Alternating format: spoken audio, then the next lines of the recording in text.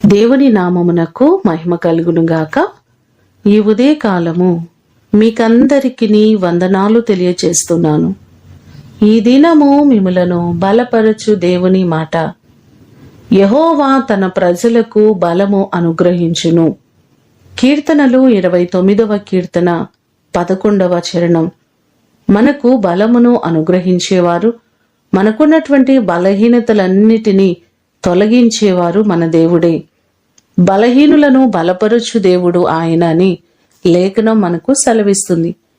మొదటి సమూయేలు గ్రంథము 2వ అధ్యాయము 1వ వచనములో చూస్తే, యెహోవా యందు నాకు మహాబలము కలిగెను అని హన్నా ఈ భాగంలో చెప్తుంది.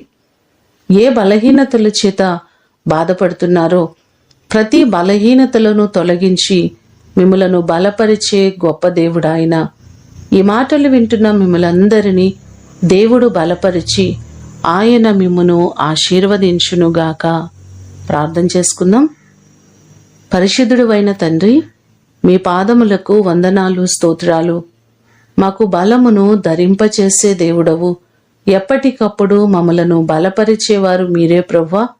ఎన్నో మారులు మేము బలహీనులుగా ఉంటున్నప్పుడు దేవాని కృప చేత మమ్మలను బలపరుస్తూ ఆరోగ్యం ఇస్తూ ఇంతవరకు నడిపించిన దేవుడవు మీరే. మీరు లేకుండా మేము ఈరోజు లేము ప్రభువా. నీ కృప చొప్పున మా ప్రియులెల్లరినీ జ్ఞాపకం చేసుకోండి.